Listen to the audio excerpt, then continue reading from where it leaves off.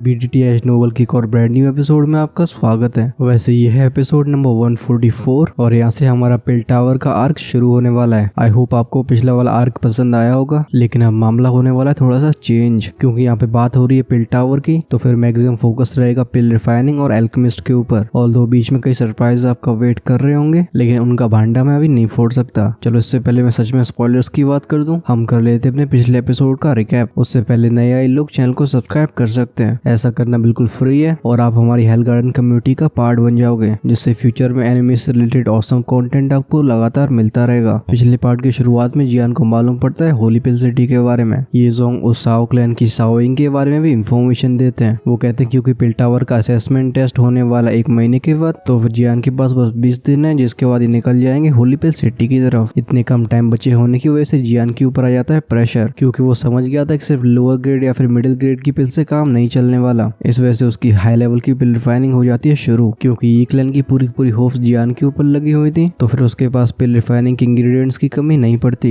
देखते ही देखते 20 दिन भी निकल जाते हैं। जब ये जोंग के साथ साथ सभी लोग जियान का इंतजार कर रहे थे, तभी पिल चैम्बर के गेट खुलते हैं और जियान बाहर आता है। लेकिन इस बार सभी लोग जियान से एक अलग सा प्रेशर फील कर रहे थे। इनके ऐसे रिएक्शन को देख के जियान भी थोड़ा सरप्राइज हो जाता है, लेकिन किसी को कुछ समझ में नहीं आता एक्सेप्ट टियान जुंजे के। यहाँ पे रिवील होता है एक नया कॉन्सेप्ट। टियान जुंजे बताते हैं कि तुम स्पिरिचुअल स्टेट के सेकंड स्टेट को टच कर चुके हो, जिसका नाम होता है सोल स्टेट। जब तक कोई भी अल्केमिस्ट सोल स्टेट में ब्रेक थ्रू नहीं करता, तब तक उसकी पिल्स में स्पिरिचुअलिटी नहीं आती। पिल्स में स्पिरिचुअलिटी को प्रोवाइड करना ही 8th ईयर की निशानी है। वो जियान को और भी बहुत सारी जानकारी देते हैं, जिसके बाद ये लोग निकल गए थे होली पिल सिटी की तरफ। वेल होली पिल सिटी आने के लिए इन्हें एक और वर्म होल का यूज करना पड़ता है। करीब 7-8 दिन के बाद इनकी एंट्री होती है होली पिल सिटी में। एपिसोड की शुरुआत भी यहीं से होती है। सारी डिटेल्स को जानने के लिए वीडियो को पूरा देखना जरूरी है। सीन था वर्म होल के अंदर की टनल का। हम एक के बाद एक स्पेस बोट्स को फ्लैश होते हुए देखते हैं, जिसके बाद ये मछलियों की तरह तैरती हुई एंटर कर जाती है उस सर्कल में, जो कि सिल्वरी ग्लो कर रहा था। ऑफ कोर्स जियान जिस ब्लैक कलर की बोट में ट्रेवल कर रहा था, वो भी फ्लो को फॉलो करती है। ये इंटेंस स्पेशल रिपल्स को रेजिस्ट करते हुए एंटर कर जाती है उस लाइट सर्कल में। फाइनली जियान की टोली डिसअपियर हो गई थी। जब वो ब्लैक कलर्ड बोट एंटर करती है उस सिल्वरी सर्कल में, तो फिर ये बोट इंटेंस स्पेशल रिपल्स की वजह से धौंसियां खाने लगी थी। अच्छी बात है कि ऐसी कंडीशन बस 10 सेकंड के लिए लास्ट करती है। जियान की टोली की आंखों में जाते ही वो सिल्वर लाइट वीक होती है, लेकिन एक मोमेंट के बाद एक बहुत ही इंटेंस ग्लो इरप्ट हुआ था। इस सिल्वरी पावरफुल ग्लो की वजह से सभी अपनी आंखें बंद कर लेते हैं। जब जियान के ग्रुप ने अपनी आंखें बंद कर रखी होती हैं, उनके शरीर को छूते हुए निकलती है एक जेंटल सी हवा। इस फीलिंग की वजह से उनके हार्ट रिलैक्स हो जाते हैं। जस्ट उनका मूड ग्रेजुअली रिलैक्स हो रहा था, अचानक से एक बहुत ही खतरनाक नॉइज इनके कानों में जाता है। इस वजह से जियान का ग्रुप, जिसके पास कोई प्रिकॉशन लेने का टाइम नहीं था, वो अचानक से डेज्ड हो जाता है। जियान अपनी आंखें खोलता है। एक बड़ा सा ओपन एरिया जो कि बड़े बड़े रॉक से बना हुआ था, वो इनकी आंखों के सामने अपीयर होता है। इस ओपन ग्राउंड का एरिया बहुत बड़ा था, क्योंकि ये पूरा ग्राउंड रेड स्टोन से बना हुआ होता है, तो जियान की आंखों में बस रेडनेस ही रेडनेस दिखाई देती है। अगर हम एस्टिमेट करना चाहें तो ये जगह कम से कम 1000 मीटर वाइड होगी। इसमें खड़े हुए जियान की टोली लग रही थी बिल्कुल चींटियों की जैसी। इस समय ये पूरा रेड ग्राउंड भरा हुआ था लोगों से। चारों तरफ से हैवी नॉइस एमिट होता है। फाइनली जब ये नॉइस इकट्ठा होकर आसमान की तरफ जाता था, तो आसमान के वो काले बादल भी पेल हो जाते थे। जब जियान इस पूरे ओपन ग्राउंड को ध्यान से देखता है, तो वो भी एक गहरी सांस लेता है। वो कहता है क्या ये होली पिल सिटी है? अभी भी उसके पीछे के स्पेस में से लगातार डिस्ट्रॉशंस क्रिएट हो रहे थे। इनमें से एक के बाद स्पेस बोट्स बाहर आती हैं, जिसके बाद ये स्पेशल बोट्स ट्रांसफॉर्म होकर छोटी हो जाती थी। ऊपर से बारिश की तरह लोग नीचे आते थे। क्लियरली ये वर्म होल का एग्जिट पॉइंट था। ये जो हम चारों तरफ देखते हैं, वो कहते हैं ये तो होली पिल सिटी के आउटर रीजन का बस एक स्पेशल पॉइंट है। अगर हम पूरे आउटर रीजन की बात करें, तो ऐसे करीब 8 स्पेशल पॉइंट्स अवेलेबल हैं। ये जोंग की आंखें अभी काफी कॉम्प्लिकेटेड लग रही थी। डिक्लाइन होने के बाद ई क्लैन यहाँ पे काफी कम बार आया है। जब 5 ग्रेड क्लैंस का असेसमेंट टेस्ट हुआ करता था, ई क्लैन मेंबर्स का मूड और भी डल हो जाया करता था, जिसके बाद ये अपने चेहरों पर लॉस्ट एक्सप्रेशन को लेकर यहाँ से जाया करते थे। ये जोंग की इस बात को सुन के जियान का माउथ भी ट्रेम्बल होता है। ये ओपन ग्राउंड इतना वाइड है कि इसका साइज ई सिटी का 10% होगा, लेकिन इस होली पिल सिटी में ऐसे 8 और हैं। जियान के एक्सप्रेशन को देख के ये जोंग के चेहरे पे स्माइल आ जाती है। वो कहते हैं हाँ आपको सरप्राइज होने की जरूरत नहीं है। होली पिल सिटी को आउटर रीजन और इनर रीजन में डिवाइड किया गया है। हमारी करंट लोकेशन आउटर रीजन में है। Of course pill tower located है इनर रीजन में। रिगार्डलेस आउटर रीजन हो या फिर इनर रीजन, ये सारी की सारी टेरिटरी पिल टावर की ही है। वो आगे एक्सप्लेन करते हुए कहते हैं भले इस होली पिल सिटी को सिटी बोला जाता हो, लेकिन इससे कोई ऑर्डिनरी सिटी कैसे कंपेयर कर सकती है। इसका साइज इतना बड़ा है कि ऑर्डिनरी दोस्तों को इसे क्रॉस करने के लिए करीब 10-12 घंटे लग सकते हैं। अभी यहाँ का ह्यूमन ट्रैफिक पीक पे नहीं पहुंचा है। जब 1 महीने बाद पिल गैदरिंग शुरू होने वाली होगी, तब यहाँ का सीन एकदम टेरिफाइंग लेवल पे पहुंच जाएगा। जाएगा। ही मिस्टर जियान, आप ये मत सोचो कि होली पिल सिटी बहुत बड़ी है, पिल गैदरिंग के टाइम पे यहाँ पे पैर रखने की जगह नहीं होगी। वो हंस के कहते हैं आपको इस पिल गैदरिंग के अलियर को अंडर एस्टिमेट करने की आवश्यकता नहीं है। जियान भी बिटर एक्सप्रेशन के साथ अपना सिर हिलाता है। होली पिल सिटी पहुंचने के बाद ही उसे फाइनली समझ में आया था कि अब तक वो कितना बड़ा कंट्री बम्पकिन रहा है। उसने फाइनली इस होली पिल सिटी को विटनेस कर लिया था। खैर जियान अपने इमोशंस को सप्रेस करता है। उसकी आंखें जाती हैं टियान जुंजी और लिटिल फेई डॉक्टर की तरफ, जिसके बाद वो येजोंग से पूछता है हमें आगे कहाँ जाना चाहिए। जियान होली पिल सिटी में पहली बार आया है, वो इस जगह से बिल्कुल अनफेमिलियर है। क्योंकि येजोंग इस जगह से ऑलरेडी फेमिलियर है तो उनके लिए रास्ता बताना सही होगा। येजोंग थोड़ा सा सोचने के बाद बोलते हैं पिल टावर का 5 ग्रेड क्लेंस असेसमेंट टेस्ट कुछ दिनों के बाद शुरू होने वाला है। क्योंकि हमें ट्रैवलिंग करते हुए पूरा दिन हो गया है तो चलो हम पहले रेस्ट के लिए जगह को ढूंढ लेते हैं। मैं आप सभी को कल पिल टावर की टेस्ट लोकेशन के पास ले जाऊंगा। मिस्टर जियान, आपको एक एल्केमिस्ट टीयर बैज की जरूरत होगी जिससे पिल टावर रिकॉग्नाइज करता हो। येजोंग की इस बात को सुन के जियान स्टार्टल्ड हो गया था। वो कहता है एक एल्केमिस्ट बैज, क्या अब भी इस चीज की मुझे जरूरत है? जियान ने पहले एक एल्केमिस्ट बैज को ऑब्टेन किया था। पहले ये थे एक टीयर 2 के एल्केमिस्ट का बैज जिसे जियान ने जामा एम्पायर में ऑब्टेन किया था, जिसके बाद जियान को किसी और बैज की जरूरत नहीं पड़ी। येजोंग स्माइल करके कहते हैं एक एल्केमिस्ट बैज जिसे पिल टावर रिकॉग्नाइज करता है वो बैज बाकी के बैजेस से कंपेयर नहीं किया जा सकता। पिल टावर अपने स्ट्रिक्ट रूल्स की वजह से काफी ज्यादा फेमस है। पिल टावर की इन स्ट्रिक्ट पॉलिसीज की वजह से पूरी के पूरे कॉन्टिनेंट में इनके बैज को रिकॉग्नाइज किया जाता है। इनके बैज को लेकर एल्केमिस्ट चाहे कहीं भी चला जाए उसका इफेक्ट हमेशा शॉकिंग होगा। अगर कोई इस पिल गैदरिंग में पार्टिसिपेट करना चाहता है तो उसके पास एक एल्केमी बैज होना चाहिए, वरना पिल गैदरिंग में पार्टिसिपेट करना अलाउड नहीं है। जियान और भी रेजिस्ट ना करते हुए नोट करता है। इस टाइप के टेस्ट में पार्टिसिपेट करे हुए उसे काफी साल हो गए, इस वजह से वो भी इसे लेके काफी क्यूरियस था। जियान को ऑब्जेक्ट ना करते हुए देख येजोंग स्माइल करते हैं। वो अपनी करंट पोजीशन को आइडेंटिफाई करने के बाद जाने लगे थे रेस्टिंग एरिया की तरफ, लेकिन अचानक से पीछे आसमान में स्पेशल रिपल्स क्रिएट होती हैं। इमीडिएटली एक स्नो व्हाइट कैरेज जिसे सिल्वर कलर के पेगासस आगे खींच रहे होते हैं वो आसमान में अपीयर होता है। ये स्नो व्हाइट कैरेज जो कि अचानक से अपीयर हुआ था इसने लोगों के ध्यान को अपनी तरफ आकर्षित कर लिया था। लोगों की शॉक्ड आवाजें ग्राउंड में फैलने लगती हैं। एक बंदा कहता है ये तो वॉइड हेवनली हॉर्स बीस्ट है, आखिर कौन सी पार्टी है जो इतनी ग्रैंड मैनर में अपीयर हुई है। दूसरा बंदा कहता है void heavenly horse beast. In private conversations को सुन के जियान भी अपनी आईब्रोज को रेज करता है, लेकिन जब उसने स्नो व्हाइट कैरेज को देखा था तो जियान की आंखों में रिवील होता है एक शॉक, क्योंकि जियान ने ऐसे मैजिकल बीस्ट के बारे में पहले सुना है। ऑल्दो ये सिर्फ लेवल 6 का बीस्ट है, लेकिन ऐसे बीस्ट बहुत रेयर होते हैं। इनके पास वॉइड में ट्रेवलिंग करने की एबिलिटीज होती हैं और तो इनके साथ राइड करना स्पेस बोट से भी ज्यादा कंफर्टेबल होता है। कई लोग ऐसे बीस्ट को ओन करना चाहते हैं, इसकी वजह से इनकी डिमांड बहुत ज्यादा होने के बाद भी इनकी सप्लाई बिल्कुल कम है। वहीं पे ये मिस्टीरियस स्नो व्हाइट कैरेज एक ऐसे वॉइड हेवनली हॉर्स बीस्ट को यूज कर पा रहा है। इसे सच में ग्रैंड एंट्रेंस बोला जा सकता है। साइड में खड़ी येजोंग की आंखें भी इस कैरेज पे पॉज होती हैं। एक मोमेंट के बाद इनकी भौहें सिकुड़ गई थी। इनके चेहरे को देख के जियान पूछता है एल्डर येजोंग क्या आप इस कैरेज के ओनर के बारे में जानते हो? येजोंग नोट करके रिप्लाई करते हैं। वो कहते हैं क्या तुम इसके ऊपर पिल शेप्ड क्लैन क्रेस्ट को देख पा रहे हो? वो डैन क्लैन का इंडिकेटर है। अगर मैं सही से गैस कर रहा हूँ तो इस कैरेज का यूज करने वाले लोग डैन क्लैन से होंगे जो कि इस बार टेस्ट में पार्टिसिपेट करने जा रहे हैं। येजोंग की इस बात को सुन के जियान ऊपर देखता है। उसे दिखाई दिया था कि golden yellow round clan badge एक मेडिसिनल पिल की तरह अपीयर हो रहा था। जियान कहता है डैन क्लैन। वो स्लोली नोट करता है। पिल रीजन के 5 ग्रेड क्लैंस में से आते हैं डैन, साओ, बाई, चियू और ये। अभी डैन क्लैन अपने आप को छिपा के रखता है, लेकिन इनकी स्ट्रेंथ के ऊपर कोई डाउट नहीं कर सकता। वहीं पे साओ क्लैन सबसे ज्यादा रनाउंड है। बाई क्लैन को पिल रीजन में एक वेल्दी फैमिली कंसिडर किया जा सकता है, बेसिकली इनकी चलती है। वहीं पे वो क्यू क्लैन थोड़ा सा वीक है, लेकिन फिर भी इसे ई क्लैन से कंपेयर नहीं किया जा सकता। पूरी सिचुएशन ये कहती है कि 5 ग्रेड क्लैंस में ई क्लैन की सबसे गंदी हालत है। ई क्लैन को छोड़ के 4 ग्रेड क्लैंस जिसमें वो वीकेस्ट चियू क्लैन भी इंक्लूडेड है, ये सभी पिल रीजन में स्टेडी तरीके से खड़े हुए हैं। येजोंग कहते हैं क्योंकि डैन क्लैन के लोग ऑलरेडी आ चुके हैं तो मैं गेस कर रहा हूँ कि बाकी के 3 क्लैंस भी आने वाले होंगे। आई वंडर डैन क्लैन की तरफ से इस बार कौन रिप्रेजेंट करने जा रहा है? जियान कहता है क्या डैन क्लैन के पास भी कुछ शाओइंग से कंपेरेबल है? जियान के क्वेश्चन को सुन के येजोंग थोड़े से एम्बेरेस्ड हो जाते हैं। वो कहते हैं ये इस बारे में मैं सर्टेन नहीं हूँ। ये डैन क्लैन हमेशा लो प्रोफाइल को रखता है, लेकिन अगर एल्केमिक टैलेंट की बात करी जाए तो इनके पास भी जीनियसेस की कमी नहीं है। जब डैन क्लैन अपने पीक पोजीशन में था तब इसने पिल टावर के एल्डर सीट की टॉप 3 पोजीशन में से एक पोजीशन को ऑक्यूपाई करके रखा था। लेकिन अगर हम नॉर्मल तरीके से बात करें तो क्लैन इस तरीके के टेस्ट में अपनी टॉप जनरेशन को पार्टिसिपेट करने के लिए नहीं भेजते, क्योंकि उन्हें पता होता है कि इस तरीके के टेस्ट को पास करना बहुत आसान है और ये उनकी यंगर जनरेशन के लिए भी एक अपॉर्चुनिटी की तरह होती है। आफ्टर ऑल अगर इस टेस्ट के बाद उनकी पोजीशन टॉप 3 में आती है तो उनकी क्लैन के अंदर वैल्यू भी बढ़ जाती है। जियान नोट करता है। वो भी जानता था कि ई क्लैन के लिए टेस्ट कितना इंपॉर्टेंट है। अगर वो इनकी हेल्प नहीं करता तो फिर ई क्लैन को टॉप 3 की तरफ देखना बिल्कुल भूल जाना चाहिए। जैसे ई क्लैन के यंगर जनरेशन मेंबर्स की क्वालिफिकेशंस हैं, इनमें से कोई टेस्ट को पास भी भी नहीं कर सकता। जब जियान का ग्रुप एक दूसरे से बात कर रहा होता है तब वो स्नो वाइट कैरेज जिसे world heavenly horse beast drive कर रहे होते हैं वो सभी की आंखों के सामने से डिसअपीयर हो जाता है। ये जोंग हंस के कहते हैं चलो हम भी चलते हैं, हमें एक स्पॉट को ढूंढ के वहाँ पे रेस्ट करना होगा क्योंकि कल हमें जाना है पिल टावर की टेस्टिंग एसोसिएशन के पास जिससे आपका वो टीयर बैज ऑब्टेन किया जा सके। बाकी के मामलों के बारे में हम बाद में बात करेंगे। ये जोंग जियान की स्ट्रेंथ को देख के सिक्योर फील करते हैं, लेकिन फिर भी उनके अंदर एक हल्की सी चिंता ये थी कि कहीं इस बार वो चारों क्लैंस अपनी और भी अच्छी यंगर जनरेशन को न भेज दें। आफ्टर ऑल पिल गैदरिंग अप्रोच कर रही है, जो भी उनके यंगर जनरेशन के मेंबर्स आने वाले होंगे उनका लेवल डेफिनेटली नॉर्मल नहीं होगा। ये सोचने के बाद ये जोंग पीछे मुड़ते हैं। वो जाने लगे थे इस रेड ओपन ग्राउंड के एग्जिट की तरफ। जियान, लिटिल फेट डॉक्टर और बाकी ये लोग उन्हें फॉलो करते हैं। जियान का ग्रुप ये जोंग को करीब आधे घंटे तक फॉलो करता रहता है। फाइनली ये लोग नीचे आते हैं। ये आ चुके थे साउथ के रीजन में। जिस जगह पे जियान की टोली ने लैंड किया था उसके सामने एक बड़ा सा कोर्टयार्ड दिखाई देता है, लेकिन ये जगह काफी ओल्ड और डैमेज लग रही है। देखने से ऐसा लगता है कि यहाँ पे कई सालों से कोई रह नहीं रहा। कोर्टयार्ड के सामने होती है एक वुडन प्लेट और इस पे हमें 2 कैरेक्टर्स लिखे दिखाई देते हैं। इसे देख के जियान कहता है ये मैनर। ये जोंग जियान की तरफ देख के एक लो आवाज में बोलते हैं ये हमारे ईक्लैन की प्रॉपर्टी है, बट जैसे जैसे हमारा ईक्लैन डिक्लाइन होता गया अब इसकी साफ सफाई रखने के लिए भी यहाँ पे कोई नहीं है। फिर भी टेम्पररी टेस्ट के लिए जगह खराब नहीं लगती। अब सिर्फ एक रात इन्हें कहाँ पे बितानी है, इसमें जियान की ग्रुप की कुछ खास रिक्वायरमेंट्स नहीं थी। और तो और भले ही ये मैनर काफी ओल्ड और डैमेज लग रहा हो पर इसकी एक अच्छी बात यह है कि यहाँ पे साइलेंस है। भले होली पिल सिटी का आउटर रीजन लोगों से भर चुका हो लेकिन ये जगह क्राउड से काफी दूर थी। ये जोंग हंस के कहते हैं अगर किसी को प्रॉब्लम नहीं है तो ठीक है, अभी टाइम ऑलरेडी काफी लेट हो गया है, आप सभी को रेस्ट करना चाहिए, कल सुबह हमें जरूरी काम करने हैं। जैसे जैसे टाइम फ्लो करता है आसमान से रात बिखरने लगती है। इसने सारी होली पिल सिटी को ढक लिया था। ये मंदिर के एक छोटे से यार्ड में जियान खड़ा हुआ था। अभी इसके दोनों हाथ पीछे होते हैं। वहीं पे जियान की आंखें ऊपर स्टार्स को देख रही होती हैं। काफी समय के बाद जियान के चेहरे पे सीरियस एक्सप्रेशन आ गया था। थोड़ी देर तक सोचने के बाद जियान देखता है होली पिल सिटी के इनर रीजन में। वो कहता है जब से मैंने होली पिल सिटी में एंटर किया है मैंने 3000 बर्निंग फ्लेम की इवन रिपल भी सेंस नहीं करी है। ऐसा लगता है पिल टावर के एक्सपर्ट्स ने उसे हाइड कर दिया है। कहते हैं 3000 बर्निंग फ्लेम स्टार से नीचे आई है। ये ऐसी जगह पर एग्जिस्ट करेगी जहाँ से रात को देखा जा सके। अगर जियान का गैस करेक्ट है तो इस 3000 बर्निंग फ्लेम को होली पिल सिटी के इनर रीजन की ऐसी जगह पे रखा होगा जहाँ से उसे स्टार्स की पावर ना मिल सके। जियान अपने दिल में साई करता है। जियान कहता है पिल टावर की स्किल्स काफी सीक्रेटिव हैं। ऐसा लगता है मुझे नॉर्मल तरीके से ही काम करना होगा। वो जस्ट पीछे मुड़ के अपने रूम में जाने वाला होता है तभी उसके कानों में एक आवाज जाती है। उसकी नजरें यार्ड के डोर की तरफ जाती हैं। अभी लिटिल फेट डॉक्टर जिसने व्हाइट कलर की ड्रेस को पहन रखा हुआ था वो वहाँ पे खड़ी हुई थी। जब उसकी बॉडी पे मूनलाइट लैंड करती है तो शाओशियान का एल्योरिंग एन्चेंटमेंट और भी इंक्रीज हो गया था। लिटिल फेट डॉक्टर को देख के जियान स्टार्टल्ड हो जाता है। वो स्माइल करके पूछता है क्या तुम रेस्ट करने नहीं गई? लिटिल फेट डॉक्टर भी स्माइल के साथ बोलती है जाने से पहले जूनर ने मुझे तुम्हें अच्छे से प्रोटेक्ट करने के लिए बोला था, तो फिर जब तक तुम रेस्ट करने नहीं जाते आखिर मैं आराम कैसे कर सकती हूँ? लिटिल फेट डॉक्टर के सॉसी वर्ड्स को सुन के जियान भी हंसने लगा था। अनडाउटेडली जैसे ही शाओशियान की वो फुल पॉइजन बॉडी रिजॉल्व हुई है उसका बिहेवियर पहले से काफी चेयरफुल हो गया है। जियान शाओशियान को ध्यान से स्टडी कर रहा है जो कि मूनलाइट के अंदर आगे आ रही थी। वो एक कंसर्न आवाज में बोलता है अब तुम्हारी वो फुल पॉइजन बॉडी को लेके कोई परेशानी नहीं होनी चाहिए, राइट? शाओशियान थोड़ा सा सोच के बोलती है अभी वैसे सब कुछ सही लग रहा है। अभी मेरी बॉडी के अंदर एक थंब साइज की पॉइजन पिल है। इस पिल के अंदर ही मेरी सारी की सारी वो फुल पॉइजन चीज सप्रेस्ड है। करंटली मैं इसे पूरी तरीके से कंट्रोल कर सकती हूँ। जियान नोड करके बोलता है अच्छी बात है, मैं तुम्हारी बस इस पॉइंट तक ही हेल्प कर सकता हूँ। आगे तुम्हें फ्यूचर में क्या करना है ये तुम्हें खुद ही डिसाइड करना होगा, लेकिन ये याद रखना कि वो फुल पॉइजन बॉडी कोई ऑर्डिनरी कॉन्स्टिट्यूशन नहीं है। और तो आज तक कभी ऐसा सुना नहीं गया कि किसी ने वो फुल पॉइजन बॉडी को पूरी तरीके से कंट्रोल कर लिया हो। इस रीजन की वजह से मैं भी ये नहीं कह सकता हूँ कि इस पॉइजन पिल को रिफाइन करने से तुम्हें कोई फ्यूचर में परेशानी नहीं होगी। लिटिल फेट डॉक्टर हल्के से स्माइल करती है। वो आसमान की तरफ देख के जियान से पूछती है क्या तुमने जूनर को काइलिन के बारे में बताया? इस बात को सुन के जियान एकदम स्टैंड हो गया था, लेकिन इमीडिएटली उसके चेहरे पे आती है एक एम्बेरेस्ड स्माइल। वो अपना सिर हिलाता है। मेड्यूसा के रिगार्डिंग जो मामला था उससे एक एक्सीडेंट ही कंसिडर किया जा सकता है। उस इंसिडेंट के बाद जैसे जैसे जियान ने क्वीन मेडुसा के साथ और भी टाइम गुजारा जियान के पास अब इस औरत को लेके और भी अच्छी अंडरस्टैंडिंग है। उसे ये एडमिट करना होगा कि अब वो क्वीन मेडुसा को लेके काफी कॉम्प्लिकेटेड फील करने लगा है। स्पेशली जब आती है क्वीन मेडुसा के प्रेग्नेंट होने की बात तो जियान खुद को फीलिंग्स के बीच में फंसा हुआ पाता है। जियान को जामा एम्पायर को छोड़े हुए कई साल हो गए। अगर काइलिन सच में प्रेग्नेंट थी तो फिर स्नेक रेस के प्रेगनेंसी पीरियड को देखते हुए कहा जा सकता है कि अभी जियान ऑलरेडी फादर बन चुका होगा। जब जियान इस मैटर के बारे में सोचता है तो वो अचानक से एक्सट्रीमली कॉम्प्लिकेटेड फील करने लगा था। वो अंदर से काफी खुश था लेकिन उसकी अपीयरेंस काफी डिस्ट्रेस्ड लगती है। सब इमोशंस एक साथ मिक्स हो गए थे। ऐसा लगता है जैसे अलग अलग टेस्ट की 5 बोतल्स को एक साथ फोड़ दिया गया हो। इसमें से साउरनेस, स्वीटनेस, बिटरनेस और स्पाइसीनेस को डिफरेंशिएट करना मुश्किल है। जियान अपने सिर को हिलाते हुए बोलता बोलता है जैसे मेरी बोट किनारे के पास पहुंचेगी मुझे रास्ता भी दिखाई दे जाएगा। जब मैं जुन्नर से दोबारा मिलूंगा तो इस सब के बारे में उसे बताना होगा। अपने इमोशंस को काम करके जियान सहाय करता है। वो कहता है ऐसी कुछ चीजें हैं जिन्हें मैं हाइड नहीं कर सकता। जियान की चिंता से भरे चेहरे को देख के लिटिल डॉक्टर कंफर्ट करते हुए बोलती है इस द्वीप कॉन्टिनेंट के अंदर मल्टीपल वाइफ्स का होना कोई बड़ी बात नहीं है। आई थिंक जुन्नर इस बात को एक्सेप्ट करेगी। शाओशियान को कंफर्ट करते हुए देख जियान हेल्पलेसली नॉड ही कर सकता था। जुन्नर कोई ऑर्डिनरी लड़की नहीं है। उसकी गू क्लैन के अंदर डेफिनेटली एक ऐसी पोजीशन है जिसके बारे में नॉर्मल लोग इमेजिन भी नहीं कर सकते, वरना उसे हर समय 2 एलीट दोजन प्रोटेक्ट नहीं कर रहे होते। भले ही समय आने पे जुन्नर एग्री भी कर लेती है, तब भी इस मैटर को लेकर गू क्लैन एक नई परेशानी खड़ी करेगा। जब लिटिल डॉक्टर देखती है कि जियान इस मैटर के बारे में और भी बात नहीं करना चाहता तो वो भी टॉपिक को चेंज कर देती है। दोनों ही रूम के सामने पड़ी हुई स्टोन स्टेयर्स पे बैठ जाते हैं। इनकी आंखें जाती हैं आसमान की तरफ और ये पूरे तारामंडल को ऑब्जर्व करने लगे थे। काफी समय तक चैट करने के बाद लिटिल डॉक्टर की लवली बॉडी लीन हो जाती है स्टोन चेयर पे। वो अपनी आंखें बंद करके बड़बड़ाती हुई बोलती है बहुत सालों के बाद हम इस तरीके से तारों को साथ में देख रहे हैं, लेकिन चिंशेन टाउन के पास वो छोटी सी वैली की रात और भी ब्यूटीफुल थी। ये कहने के बाद वो एक्चुअली में सो गई थी। जियान इस बात को सुन के स्टार्टर्ड हो गया था। उसकी आंखें देखती है उस ब्यूटीफुल से चेहरे को जिसमें वार्मथ भरी हुई है। काफी टाइम से जियान अपने टारगेट के पीछे भाग रहा है। अभी जियान ऑलरेडी उस हाइट तक पहुंच चुका है जिसके बारे में पास्ट में वो इमेजिन भी नहीं कर सकता था। जियान कहता है जब हम जमा एम्पायर में वापस जाएंगे तो हम दोबारा से साथ में इन तारों को देखेंगे। जियान के इन शब्दों के बाद लिटिल डॉक्टर का चेहरा और भी जेंटल हो गया था। ऐसा लग रहा था जैसे उसने जियान की आवाज सुन ली हो। जियान अपनी स्टोव रिंग से एक बड़ी सी रोफ को बाहर निकालता है। वो इस रोफ से शाओशियान को जेंटली कवर कर देता है। चुपचाप से खड़े होकर जियान ने अपने कदम आगे लिए थे। दोबारा से उसकी आंखें खुले आसमान की तरफ चली जाती हैं। जब वो आसमान को ध्यान से ऑब्जर्व करता है तो उसने कुछ डिस्कवर किया था। अगर इस नाइट स्काई को और जगहों से कंपेयर किया जाए तो होली पिल सिटी के इस नाइट स्काई में एक स्पिरिचुअलिटी भरी हुई है। जियान अपनी आईब्रोज को नीट करता है। उसके दोनों हाथ पीछे जा चुके थे और वो लगातार इस स्काई को ऑब्जर्व करता रहता है। देखते देखते जियान को इस तरीके से खड़े हुए हो गए थे 2 घंटे। इन 2 घंटों में जियान की बॉडी किसी स्टैच्यू की तरह खड़ी रही थी। उसकी आंखें देखती रहती हैं आसमान में फ्लिकर कर रहे तारों को। उसके इस पोस्चर ने जस्ट तीसरे घंटे को टच ही किया था तभी अचानक से जियान के चेहरे पे आ जाती है एक बड़ी सी स्माइल। वो अपनी आंखों को बंद कर लेता है। जियान की आईब्रोज के बीच में से किसी सैलाब की तरह स्पिरिचुअल स्ट्रेंथ बाहर आने लगती है। उसकी मेजेस्टिक स्पिरिचुअल स्ट्रेंथ इकट्ठी होती है जिसके बाद ये फैलने लगी थी आसमान की तरफ। उसकी स्पिरिचुअल स्ट्रेंथ पानी की लहरों की तरह आसमान में फैलती है। अब जियान यहाँ के एटमोस्फियर को और भी अच्छे से फील कर पा रहा था। ऐसा लग रहा था जैसे उसकी स्पिरिचुअल स्ट्रेंथ एक पावर को अट्रैक्ट कर रही है। जियान जिसने अपनी आंखें बंद करके रखी थी वो ये डिस्कवर नहीं करता कि उसकी स्टैच्यू जैसी बॉडी में से एक फ्लोरोसेंट ग्लो बाहर आ रहा है। ये फ्लोरोसेंट ग्लो एक्सट्रीमली मिस्टीरियस लग रहा था। इसे खुली आंखों से नहीं देखा जा सकता। अगर कोई इसे सच में सेंस करना चाहता है तो उसे अपनी स्पिरिचुअल स्ट्रेंथ का यूज करना होगा। जब जियान की बॉडी से ये वीक फ्लोरोसेंट ग्लो बाहर आता है तो जमीन में फैली हुई इस पीले रंग की घास अपने रंग को हल्का करने लगती है। इनमें से कलियां चुपचाप से स्प्राउट होने लगी थी। ऐसा लग रहा था जैसे इनके अंदर स्पिरिचुअलिटी समा रही है। इस समय जियान को नेचुरली ये नहीं पता होता कि उसकी बॉडी के अराउंड क्या चेंजेस हो रहे हैं। जैसे जैसे उसकी स्पिरिचुअल एनर्जी और भी फैलती है वो एक स्पिरिचुअल इम्प्रिंट को सेंस करने लगता है। जैसे जैसे इम्प्रिंट और भी डीप होता जा रहा था जियान की सोल को ऐसा लग रहा था जैसे वो वार्म सनलाइट में नहा रहा हो। एक अनयूजुअल सी कंफर्ट भरी फीलिंग थी। काफी लंबे समय तक जियान की स्पिरिचुअल स्ट्रेंथ फैलती रहती है। अचानक से एक जगह पे आके वाइब्रेट हुई थी। जब तक जियान रिकवर हो पाता है उसकी सोल ने डिस्कवर किया था एक बहुत ही बड़े ड्रैगन को। अब ये ड्रैगन ग्राउंड पे कर्ल होके पड़ा हुआ था। इस ड्रैगन की दोनों ही आंखें बंद होती हैं। वहीं पे इसकी बॉडी को कवर करके रखा था एक स्ट्रेंज पर्पल ब्लैक फ्लेम ने। जब उसकी स्पिरिचुअल स्ट्रेंथ इस पर्पल कलर की फ्लेम को सेंस करती है तो उसके हार्ट में एक फैमिलियर फीलिंग आई थी। जियान के मुंह से स्टंट आवाज बाहर आती है। वो कहता है 3000 बर्निंग फ्लेम। लेकिन जब जियान स्टंट फील कर रहा होता है तब एक तेज और स्टर्न आवाज सुनाई देती है। वो कहता है मेरे पिल सिटी के स्टाई रीजन में किसकी पैर रखने की हिम्मत हुई। अचानक से आई स्टर्न आवाज की वजह से जियान की स्पिरिचुअल स्ट्रेंथ एकदम ब्लास्ट हो जाती है। तुरंत ही आसमान से डिसअपियर हो गई थी। जब जियान की सोल स्कैटर हुई थी तो एक हल्की सी स्पिरिचुअलिटी को फील करता है। वहीं पे जियान की बिखरी हुई सोल की स्पिरिचुअलिटी को भी किसी ने सेंस कर लिया था। एक मोमेंट के बाद उस जगह से एक हल्की सी आवाज आती है। वो कहता है हाँ ये तो एक्चुअली में एक सोल स्टेट की स्पिरिट है। होली पिल सिटी के आउटर रीजन में ई मैनर के अंदर जो जियान खड़ा हुआ था वो अचानक से अपनी बंद आंखें खोल लेता है। वो लड़खड़ा के 2 कदम पीछे लेता है। उसकी आंखें जाती है होली पिल सिटी के डीपेस्ट रीजन की तरफ। वहीं पे जियान का एक्सप्रेशन काफी पेल हो गया था क्योंकि उसी डायरेक्शन से जियान ने 3000 बर्निंग फ्लेम को सेंस किया है। वो कहता है पिल सिटी स्टार रीजन, क्या वही वो जगह है जहाँ पे 3000 बर्निंग फ्लेम को सील किया गया है? हाँ। जियान की आंखें होली पिल सिटी के इनर रीजन की तरफ काफी समय तक देखती रहती हैं। कुछ और डिस्कवरी न होने के बाद ही उसने अपनी नजरों को विड्रॉ किया था। वो अपने माथे को रब करता है। उस टेरिफाइंग आवाज की वजह से जियान अभी भी गिडी फील कर रहा था। जियान सॉफ्ट आवाज में कहता है सच में पिल टावर होने का वर्दी है। बताओ शुरुआत में इतने टेरिफाइंग एक्सपर्ट से सामना हो गया गया। जियान अंदर से काफी बिटर फील करता है। उस फ्राइटनिंग आवाज के ओनर ने अपने आप को शो भी नहीं किया था, लेकिन सिर्फ इस आवाज की वजह से जियान की सोल शैटर हो गई। इस तरह की स्पिरिचुअल स्ट्रेंथ जो कि जियान को इतनी आसानी से दबा सके, वो कम से कम टियर 8 के एल्केमिस्ट के पास ही हो सकती है। वो अपने इमोशंस को काम करके चारों तरफ देखता है। इमीडिएटली उसका दिमाग हो गया था डल, क्योंकि जियान सेंस करता है कि पूरा कोर्टयार्ड हरा भरा हो गया है। पूरे ग्राउंड को कोमल सी हरी हरी घास ने कवर कर लिया है। ये जियान को एक नेक्स्ट लेवल की फ्रेशनेस फील करवाती है। वो कहता है ये क्या हो रहा है। वो क्लियरली याद कर पा रहा था कि इससे पहले जगह काफी ओल्ड और डैमेज लग रही थी, लेकिन अब यहाँ पे वाइल्ड ग्रास के क्लस्टर्स चारों तरफ फैल गए हैं। आखिर इतने कम समय में ऐसा ड्रास्टिक चेंज कैसे हो सकता है। जब जियान थोड़ी गहराई से सोचता है तो उसके दिमाग में एक आइडिया अपीयर होता है। वो कहता है क्या ये मेरी वजह से हुआ है। कुछ समय पहले जियान को स्टारी स्काई ने गाइड किया था। वो एक तरीके के मिस्टीरियस स्टेट में एंटर कर गया था। एक मोमेंट के बाद जियान अपनी आंखों को बंद कर लेता है। जब उसकी आंखें दोबारा खुली थी तो उसमें से शौक और खुशी को हाइड करना बहुत मुश्किल है। वो कहता है मेरे सोल के अंदर की स्पिरिचुअलिटी बहुत डेंस लग रही है, स्पेशली इसे पहले से तो कंपेयर नहीं किया जा सकता। इस समय जियान उस सो कॉल्ड सोल स्टेट से एक्सट्रीमली अनफेमिलियर था। उसे पता नहीं होता कि अपनी सोल की स्पिरिचुअलिटी को कैसे बढ़ाए। इस वजह से अपॉर्चुनिटी आने पे जब तक वो मिस्टीरियस कंडीशन में एंटर नहीं करता तब तक उसका सोल का स्टेट इंक्रीज नहीं होगा। लेकिन ऐसी मिस्टीरियस कंडीशन तो खुद जियान को ढूंढ सकती है। जियान उसकी तलाश नहीं कर सकता। जब वो एकदम पागल होकर पिल रिफाइनिंग में लगा रहा था तब एक बार रात को ये मिस्टीरियस कंडीशन एक्टिवेट हुई थी। रिगार्डलेस चाहे कैसा भी केस हो, लेकिन जियान की सोल का ग्रो होना उसके लिए बहुत अच्छी बात है। वो धीरे से अपनी बॉडी को स्ट्रेच करता है। जिस तरीके से उसकी सोल में स्पिरिचुअलिटी भर गई थी उसे एक एक्सट्रीम लेवल का कंफर्ट फील होता है। ऐसा फील करते करते जियान भी काफी लालची हो जाता है। वो कहता है जिस तरीके की मेरी स्पीड है, अगर मैं उस मिस्टीरियस कंडीशन में कुछ और बार एंटर कर पाता हूँ तो मेरे सो कॉल्ड सोल स्टेट में एडवांस होने के काफी चांसेस हैं। ऐसा होने पे मैं पिल गैदरिंग को लेकर भी कॉन्फिडेंट फील करूंगा। जब जियान अपनी सोल में बढ़ी हुई स्पिरिचुअलिटी को फील करके खुश हो रहा होता है तब होली पिल सिटी के इनर रीजन में इन्फॉर्मेशन फ्लो करने लगती है, जिसके बाद इन्फॉर्मेशन एक्सचेंज करी जाती है। हमें एक एल्डरली आवाज सुनाई देती है। वो कहते हैं किसी ने कुछ समय पहले स्टारी रीजन में पीक किया था। अच्छी बात है कि उसकी वजह से 3000 बर्निंग फ्लेम जाग नहीं पाई, वरना हमारे लिए बड़ी परेशानी खड़ी हो जाती। दूसरा बंदा कहता है क्या तुमने डिस्कवर किया ये कौन था। वो एल्डरली आवाज नो बोलती है। वो आगे एक्सप्लेन करते हुए बोलते हैं लेकिन मुझे लगता है कि उस इंसान की स्पिरिचुअल स्ट्रेंथ काफी स्ट्रॉन्ग है। अगर मेरा गैस सही है तो वो कम से कम टियर 8 का एल्केमिस्ट होना चाहिए जिसने अभी सोल स्टेट में एंटर किया है। हमारे कानों में दूसरी अनसर्टेन आवाज जाती है। वो एक लो आवाज में बोलते हैं क्या ये हॉल ऑफ सोल से था। ये लोग सच में 3000 बर्निंग फ्लेम में बहुत इंटरेस्टेड लग रहे हैं। मुझे कुछ समय पहले इन्फॉर्मेशन मिली है कि स्पेल गैदरिंग में पार्टिसिपेट करने के लिए हॉल ऑफ सोल अपने एक्सपर्ट्स को डिस्पैच करेगा। अगर ये कहीं टॉप 10 में स्पॉट को हासिल कर पाते हैं तो फिर ये 3000 बर्निंग फ्लेम को टारगेट जरूर करेंगे। ये सुन के पहली वाली एल्डरली आवाज दोबारा आती है। वो कहते हैं ये मुझे नहीं पता, ऑल्दो उस इंसान की सोल को मैंने शैटर कर दिया लेकिन वो सोल का बस छोटा सा विस्प था। इस वजह से एक्चुअली इंसान को कोई भी नुकसान नहीं हुआ होगा। ये सुन के दूसरा इंसान कमांड करता है हमें डिफेंसेस को और भी स्ट्रेंथन करना होगा। जैसे जैसे 3000 बर्निंग फ्लेम तारों की लाइट को अब्सॉर्ब करती है इसकी पावर और भी स्ट्रॉन्ग होती जाएगी। हमारे लिए हमेशा के लिए इसे सील करना बिल्कुल इम्पॉसिबल है, लेकिन ये हमसे बहुत ही गहरी दुश्मनी मानती है। अगर एक बार ये सील अंडर हो जाती है तो मोस्ट लाइकली ये पूरी होली पिल सिटी इससे डिस्ट्रॉय हो जाएगी। अच्छा होगा कि इससे पहले से कोई सबड्यू कर ले। ऑफ कोर्स जो भी इसे सबड्यू करने वाला होगा वो हॉल ऑफ सोल का मेंबर नहीं होना चाहिए। उनके हाथों में ऑलरेडी कॉन्टिनेंट की कई एल्केमिस्ट की सोल्स लग चुकी हैं। हमें पहले इंसान की साय करने की आवाज आती है। वो कहते हैं हॉल ऑफ सोल के लोग क्या करना चाहते हैं। ये एक्चुअली में इतनी सारी स्पिरिचुअल बॉडीज को कैप्चर कर रहे हैं। मैंने लेके काफी अनईजी फील करता हूँ। इस आवाज के बाद ये जगह एक साइलेंस मोड में चली जाती है। ये साइलेंस कुछ समय के लिए कंटिन्यू रहा था, जिसके बाद हमें स्लोली एक डीप और लो आवाज सुनाई देती है। वो कहते हैं रूमर्स के हिसाब से इवन याओ चैन को भी हॉल ऑफ सोल ने कैप्चर कर लिया है। पहली आवाज कहती है याओ चैन, कितनी समय के बाद मैं इस नाम को सुन रहा हूँ। ओरिजिनली हम पिल टावर के 3 हेड्स में से उनका भी नाम होना चाहिए था, लेकिन उनका मन यहाँ पे लगा नहीं। ये हॉल ऑफ सोल के लोग कुछ ज्यादा ही ओवरबोर्ड जा रहे हैं। पहली आवाज कहती है कुछ समय पहले तुमने पिल रीजन में एक बड़ी बैटल के बारे में सुना होगा। रूमर के हिसाब से उस बैटल में याओ चैन का डिसाइपल भी शामिल था। दूसरा इंसान हंस के बोलता है हाँ याओ चैन का डिसाइपल, मैं उससे जरूर मिलना चाहता हूँ। याओ चैन की पिगी पर्सनैलिटी को देख के अगर उन्होंने एक डिसाइपल को एक्सेप्ट किया है तो इस डिसाइपल की एबिलिटीज काफी आउटस्टैंडिंग होंगी। आई वंडर क्या वो साओ क्लैन या फिर डान क्लैन से कंपेयर कर सकता है। पहली आवाज कहती है वो दोनों ही मॉन्स्टर क्लास के लोग हैं। जैसा उनका मोमेंटम लग रहा है 100 साल के बाद उनके पास पिल टावर के हेड बनने की क्वालिफिकेशंस होंगी। खैर इस सभी के बारे में अभी सोचने का कोई फायदा नहीं है। पिल गैदरिंग बहुत जल्दी शुरू होने वाली है। हमें इसे अच्छे से ऑर्गेनाइज करना होगा। और जहाँ तक बात रही हॉल ऑफ सोल की, भले ही वो स्ट्रॉन्ग हो लेकिन उनकी यहाँ पे नहीं चलने वाली। अगर उनकी कोई भी गहरी साजिश डिस्कवर करी गई तो फिर गू क्लैन जैसे हिडन फैक्शंस भी शांत नहीं रहने वाले। अभी हमें बस यही कोशिश करनी चाहिए कि 3000 burning flame hall of soul के हाथों ना लगे। चलो हमें अभी स्कैटर हो जाना चाहिए। पिल गैदरिंग के समय के दौरान हमें सारी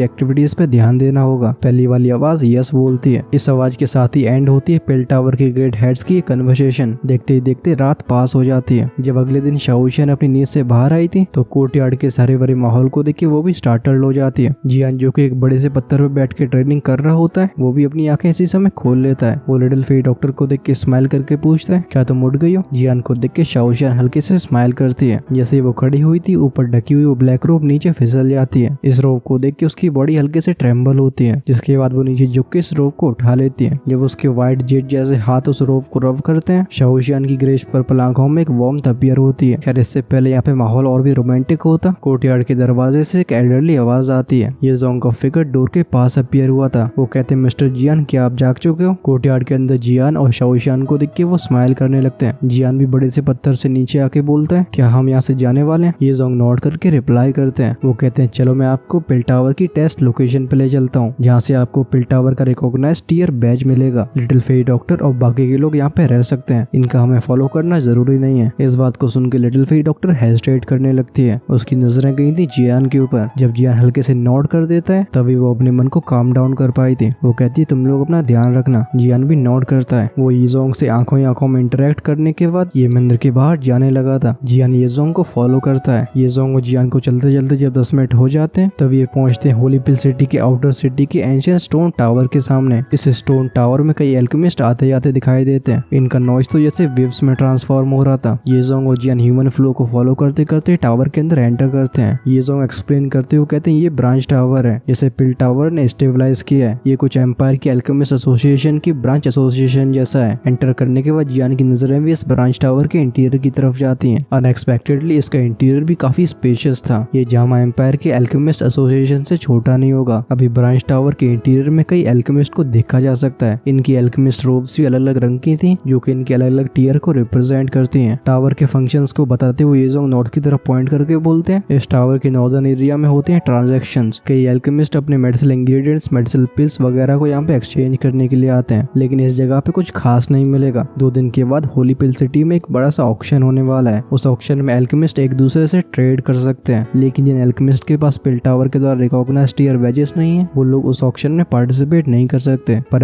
हम वहाँ पे घूमने जा सकते हैं। अगर किस्मत अच्छी रहती है तो वहाँ पे रेयर आइटम्स भी मिल सकते हैं। ये सुन के जियान भी अपनी आईब्रोज को रेज करता है। एक ऐसा ऑक्शन जिसमें सिर्फ एल्केमिस्ट ही ट्रांजैक्शंस करते हैं, इसके बारे में जियान ने भी काफी कम सुना है। वो एल्केमिस्ट के इस ऑक्शन को लेके काफी इंटरेस्टेड हो गया था और तो और भले ही उसे रेयर आइटम्स वहाँ पे न मिल पाए तब भी ऐसे ऑक्शन को ज्वाइन करने से उसका एक्सपोजर तो बढ़ेगा ही। येजोंग स्माइल करते हैं। उनकी बॉडी टर्न होती है और वो साउथ की तरफ जाने लगते हैं। ऑफ कोर्स जियान भी उन्हें फॉलो कर रहा था। येजोंग कहते हैं हाँ फॉलो मी। यहाँ के साउदर्न एरिया में ही टियर रिकॉग्नाइजेशन होती है। जब तक येजोंग और जियान वहाँ पे पहुंच पाते हैं तब तक उस जगह पे एक लंबी लाइन लग चुकी थी। इस सीन को देख के येजोंग की आईब्रोज नीट हो जाती हैं। वो जियान से कहते हैं आपको यहाँ पे कुछ समय वेट करना होगा, तब तक मैं कुछ बंदोबस्त करता हूँ, क्योंकि अगर हम इस तरीके से कंटिन्यू करते रहते हैं तो काफी चांसेस हैं कि आज हम टेस्ट को फिनिश भी नहीं कर पाएंगे। जियान नोट करता है। जब येजोंग अपनी डायरेक्शन में जाने लगे थे तो जियान भी हैबिचुअली अपने एक कदम को पीछे लेता है, लेकिन इमीडिएटली वो सेंस करता है कि एक सॉफ्ट बॉडी उससे कोलाइड हो गई है। वहीं पे जियान के कानों में एक आग की आवाज आती है। पीछे मुड़ के वो पाता है एक यंग लेडी उससे टकरा के नीचे गिर गई है। उसके हाथ लाइटनिंग फैशन में उस लड़की को ग्रैब करते हैं, लेकिन जब वो यंग लेडी देखती है कि जियान उसे ग्रैब करने की कोशिश कर रहे हैं तो वो तेजी से चिल्लाती हुई कहती है डोंट। हाउएवर उसकी आवाज थोड़ी सी लेट थी। जब तक वो कुछ कह पाती जियान के हाथ ऑलरेडी उसके कंधे के पास पहुंच गए थे, लेकिन इससे पहले जियान किसी फोर्स का यूज कर पाता उसका एक्सप्रेशन एकदम हॉरिफाइड हो जाता है। ये इसलिए क्योंकि जियान रियलाइज करता है कि उसके आईब्रोज के बीच में से उसकी स्पिरिचुअल स्ट्रेंथ उस यंग लेडी की बॉडी में जाने के साइंस को शो कर रही है। जियान वायलेंटली अपनी टंग को वाइड करता है। वो इस लड़की को इस तरीके से रिलीज करता है जैसे उसे 440 वोल्ट का झटका लग गया हो। एक डरे हुए एक्सप्रेशन के साथ वो कुछ कदम पीछे लेता है। उसकी शॉक्ड आंखें देखती हैं सामने खड़ी यंग लेडी को, जिसका चेहरा काफी पेल दिखाई देता है। इस लेडी के चेस्ट पे होता है एक बैज। वहीं पे अगर हम ध्यान से देखें तो इस बैज पे होती एक सर्कुलर ड्राइंग, जिसके सेंटर पे होती एक मेडिसिनल पिल। जियान इंस्टेंटली इसे पहचान गया था। वो कहता है ये तो कोई डैन क्लैन से है। अब इस यंग लेडी की एक्चुअल आइडेंटिटी क्या है ये जानने में तो मैं भी काफी इंटरेस्टेड हूँ, बट ये हमको साथ में मालूम पड़ेगा नेक्स्ट एपिसोड में। नेक्स्ट पार्ट में जियान का असेसमेंट टेस्ट भी होने वाला है, जिससे जियान को उसके एल्केमी स्किल्स के हिसाब से बैज मिलेगा। अब जियान किसी नई जगह पे गया हो, परेशानी क्रिएट ना हो, भाई ऑथर ने तो कसम खा ली है कि ऐसा होगा ही नहीं, तो एंड में भी कॉन्फ्लिक्ट क्रिएट होने वाला है। एग्जैक्टली क्या होने वाला है इसके लिए तो आपको वेट करना होगा। अगर वेट नहीं करना चाहते तो इस वीडियो का लाइक टारगेट है 7500 का। If it's get completed by the शाम तो मैं नेक्स्ट एपिसोड को आज ही कर दूंगा।